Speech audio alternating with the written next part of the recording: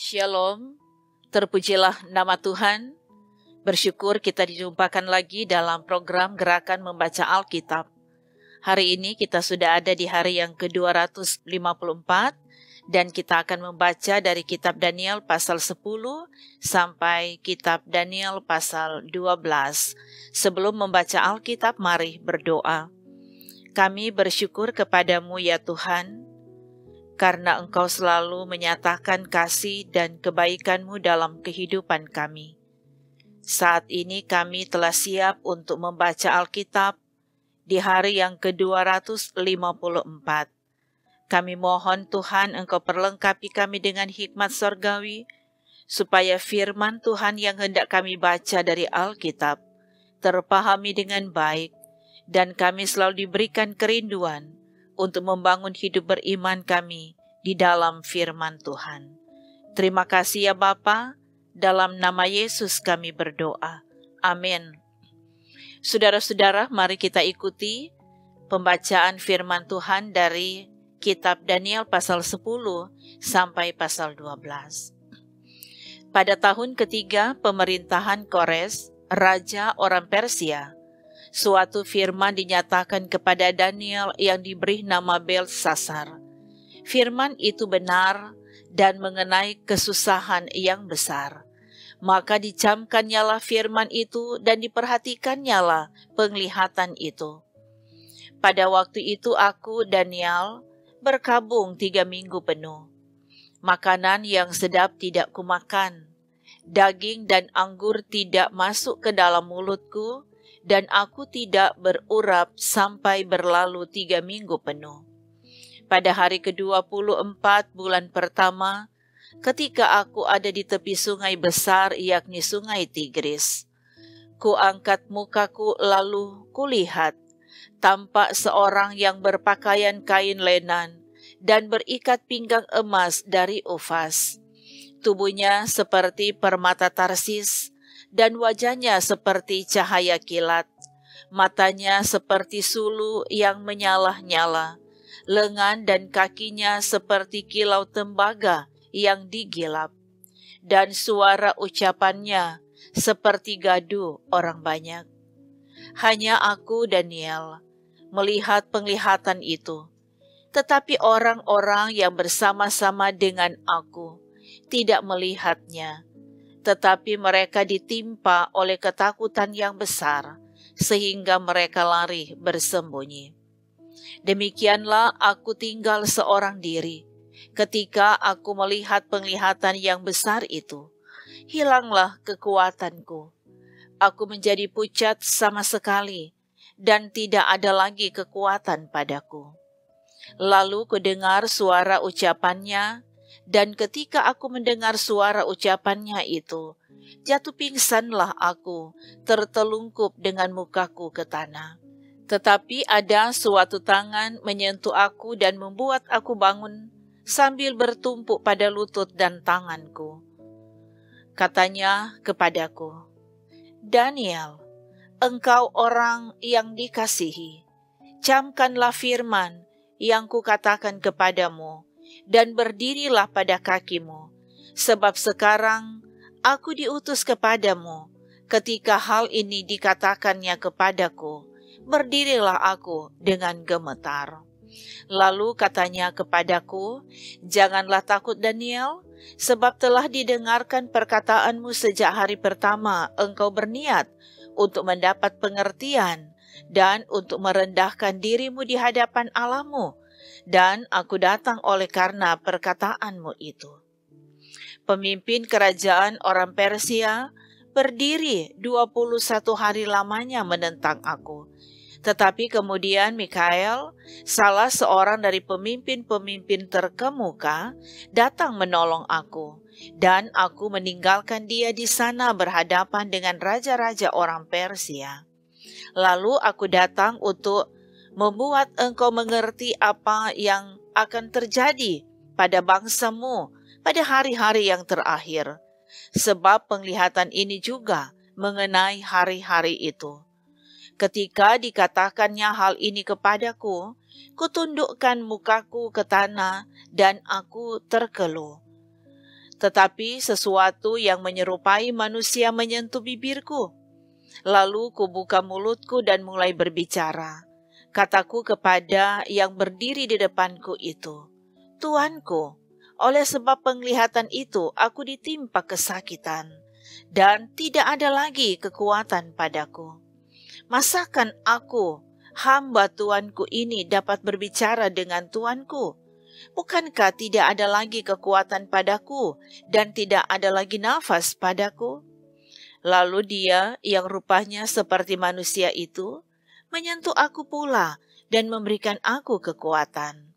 Dan berkata, Hai engkau yang dikasihi, janganlah takut, sejahteralah engkau, jadilah kuat, ya, jadilah kuat.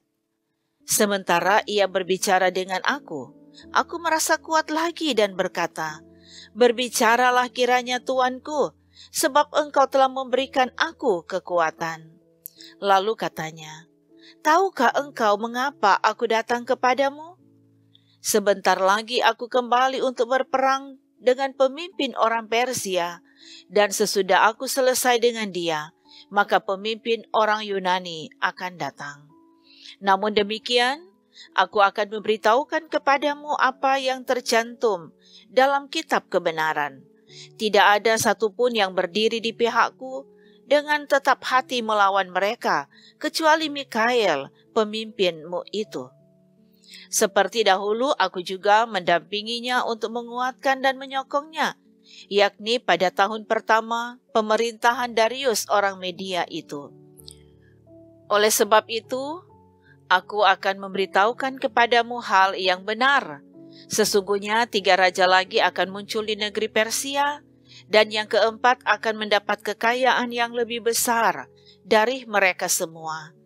Dan apabila ia telah menjadi kuat karena kekayaannya, ia akan berusaha sekuat-kuatnya untuk melawan kerajaan Yunani. Kemudian akan muncul seorang raja yang gagah perkasa, yang akan memerintah dengan kekuasaan yang besar dan akan berbuat sekehendaknya. Tetapi baru saja ia muncul, maka kerajaannya akan pecah dan terbagi-bagi menurut keempat mata angin dari langit. Jatuh bukan kepada keturunannya, dan tanpa kekuasaan seperti yang dipunyainya, sebab kerajaannya akan runtuh dan menjadi milik orang-orang yang lain daripada orang-orang ini. Maka Raja Negeri Selatan akan menjadi kuat, tetapi salah seorang dari panglima-panglimanya akan menjadi lebih kuat daripadanya, dan orang ini memerintah. Lalu kekuasaannya akan menjadi kekuasaan yang besar. Beberapa tahun kemudian keduanya akan bersekutu. Putri Raja Negeri Selatan akan datang kepada Raja Negeri Utara untuk mengadakan persetujuan. Tetapi putri itu tidak berhasil. Juga keturunannya tidak dapat bertahan. Putri itu akan diserahkan, demikian pula orang-orang yang mengantarnya, anak yang dilahirkannya, dan orang yang mengawininya. Dan pada waktu itu akan tumbuh suatu tunas yang seakar dengan putri itu menggantikan orang itu. Dan orang ini akan bergerak maju melawan tentara Raja Negeri Utara dan memasuki kota bentengnya, dan ia akan bertindak terhadap mereka dan ia akan berkuasa. Bahkan dewa-dewa mereka dan patung-patung tuangan mereka dan barang-barang mereka yang berharga dari perak dan emas akan diangkutnya sebagai jarahan ke Mesir. Lalu beberapa tahun lamanya ia akan berhenti berperang melawan Raja Negeri Utara. Kemudian raja ini akan memasuki kerajaan Raja Negeri Selatan, tetapi kemudian pulang ke negerinya sendiri. Kemudian anak-anaknya akan bersiap untuk berperang dan akan mengerahkan sejumlah tentara yang besar. Lalu salah seorang dari mereka itu akan bergerak maju melawan dia, menggenangi dan meliputi semuanya seperti air bah.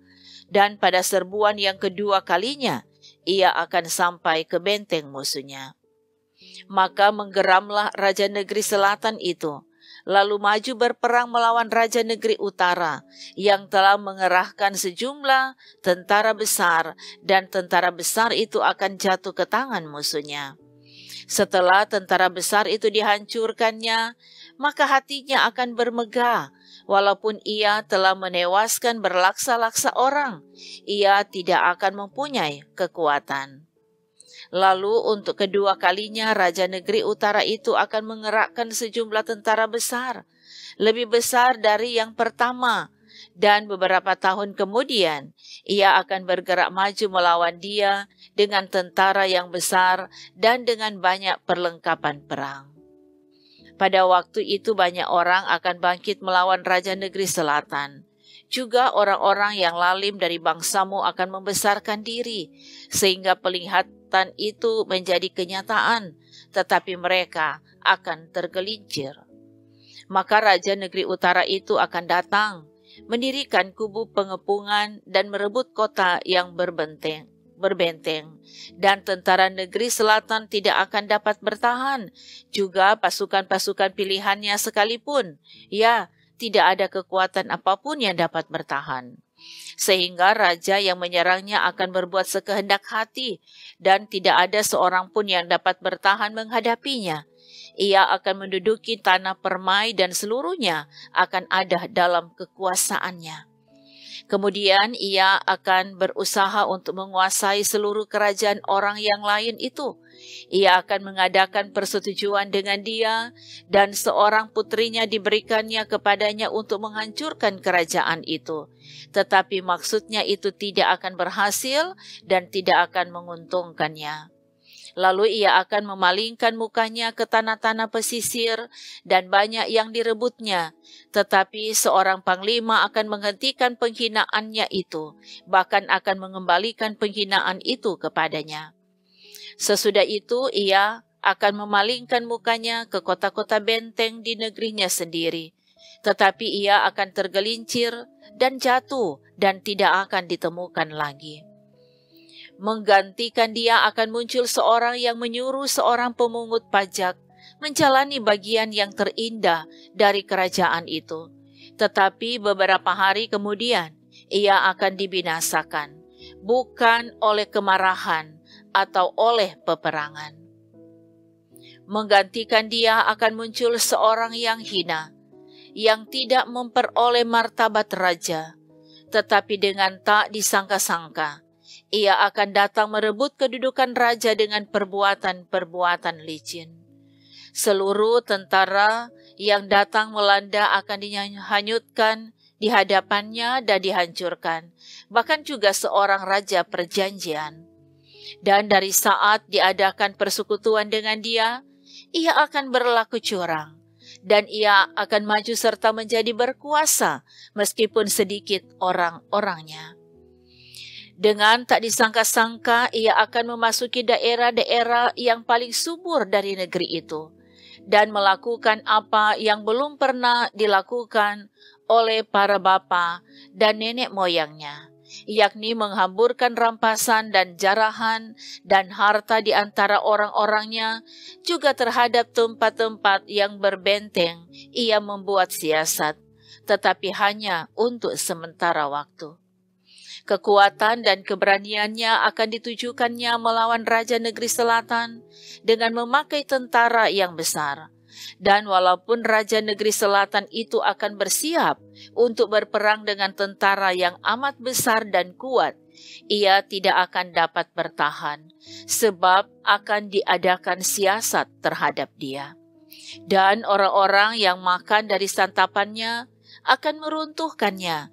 Tentaranya akan hanyut, dan banyak orangnya yang tewas dibunuh.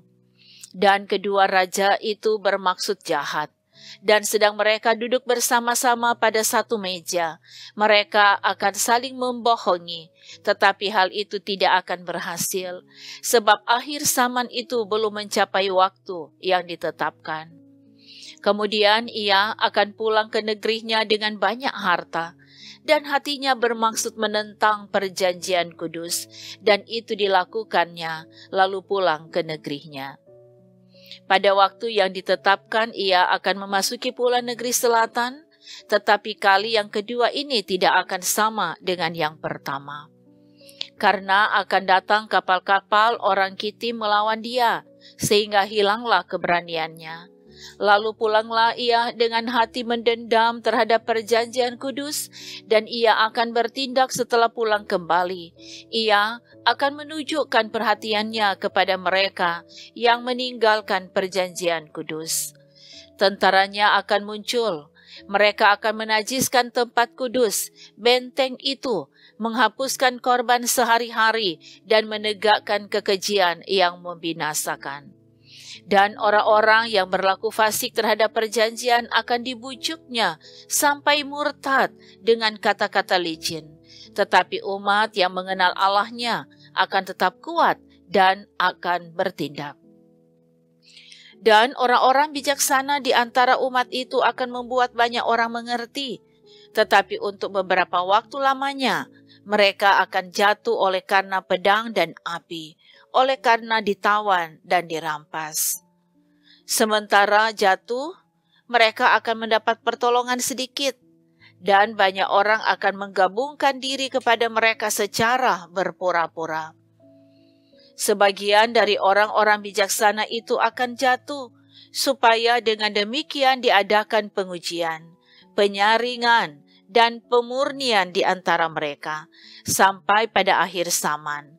Sebab akhir zaman itu belum mencapai waktu yang telah ditetapkan. Raja itu akan berbuat sekehendak hati. Ia akan meninggikan dan membesarkan dirinya terhadap setiap Allah. Juga terhadap Allah ia mengatasi segala Allah. Ia akan mengucapkan kata-kata yang tak senonoh sama sekali. Dan ia akan beruntung sampai akhir murka itu, sebab apa yang telah ditetapkan akan terjadi.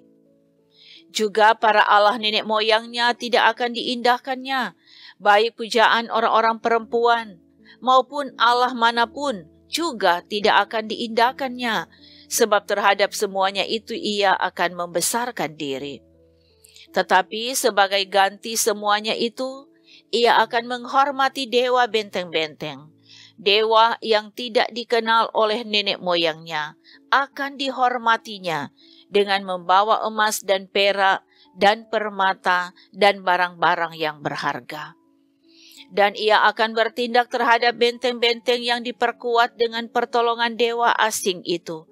Siapa yang mengakui dewa ini akan dilimpahi kehormatan.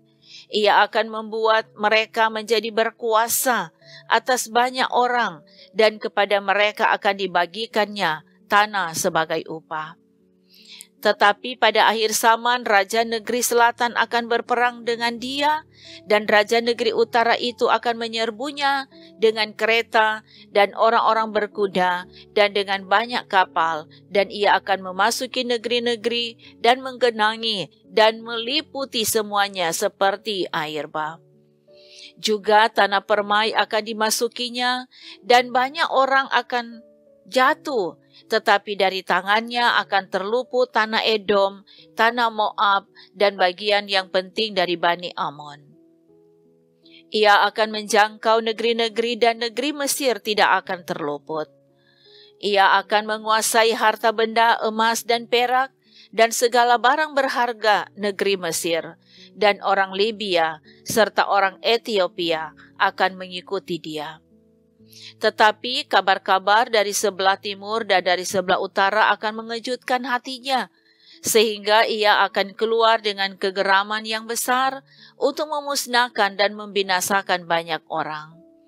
Ia akan mendirikan kemah kebesarannya di antara laut dan gunung permai yang kudus itu, tetapi kemudian ia akan menemui ajalnya dan tidak ada seorang pun yang menolongnya. Pada waktu itu juga akan muncul Mikael, pemimpin besar itu, yang akan mendampingi anak-anak bangsamu, dan akan ada suatu waktu kesesakan yang besar, seperti yang belum pernah terjadi sejak ada bangsa-bangsa sampai pada waktu itu. Tetapi pada waktu itu bangsamu akan terluput, yakni barang siapa yang didapati namanya tertulis dalam kitab itu. Dan banyak dari antara orang-orang yang telah tidur di dalam debu tanah akan bangun, sebagian untuk mendapat hidup yang kekal, sebagian untuk mengalami kehinaan dan kengerian yang kekal. Dan orang-orang bijaksana akan bercahaya seperti cahaya cakrawala, dan yang telah menuntun banyak orang kepada kebenaran seperti bintang-bintang, tetap untuk selama-lamanya. Tetapi engkau, Daniel, sembunyikanlah segala firman itu dan meteraikanlah kitab itu sampai pada akhir zaman. Banyak orang akan menyelidikinya dan pengetahuan akan bertambah. Kemudian aku, Daniel, melihat, maka tampaklah berdiri dua orang lain, seorang di tepi sungai sebelah sini dan yang lain di tepi sungai yang sebelah sana. Dan yang seorang bertanya kepada yang berpakaian kain lenan yang ada di sebelah atas air sungai itu, "Bilakah hal-hal yang ajaib ini akan berakhir?"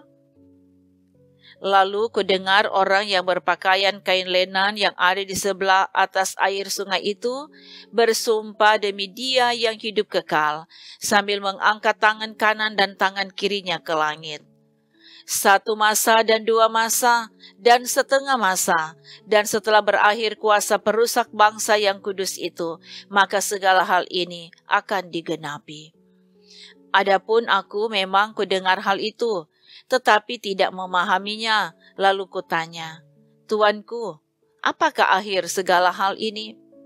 Tetapi ia menjawab, "Pergilah, Daniel, sebab firman ini akan tinggal tersembunyi dan termeterai sampai akhir zaman. Banyak orang akan disucikan dan dimurnikan dan diuji, tetapi orang-orang fasik akan berlaku fasik. Tidak seorang pun dari orang fasik itu akan memahaminya, tetapi orang-orang bijaksana akan memahaminya. Sejak dihentikan korban sehari-hari dan ditegakkan dewa-dewa kekejian yang membinasakan itu, ada 1290 hari. Berbahagialah orang yang tetap menanti-nanti dan mencapai 1335 hari. Tetapi engkau pergilah sampai tiba akhir zaman, dan engkau akan beristirahat dan akan bangkit untuk mendapat bagianmu pada kesudahan zaman. Demikian pembacaan Alkitab, mari berdoa. Ya Tuhan Allah, kami bersyukur dan berterima kasih karena Engkau menganugerahkan kami kesempatan untuk membaca Alkitab di hari yang ke-254 ini. Biar kebenaran firman yang sudah kami bacakan itu dapat kami mengerti dan dapat kami pahami. Dan semua yang mengikuti pelayanan ini, Tuhan yang berkati dalam segala upaya kerja mereka, Tuhan yang buat berhasil. Bahkan ada sukacita kebahagiaan terus teralami dalam kehidupan mereka. Terima kasih ya Bapa, inilah kami yang bersyukur. Di dalam nama Yesus kami berdoa. Amin. Demikianlah gerakan membaca Alkitab di hari ini. Kami berterima kasih saudara-saudara selalu setia mengikuti pelayanan ini. Tuhan Yesus memberkati kita semua. Shalom.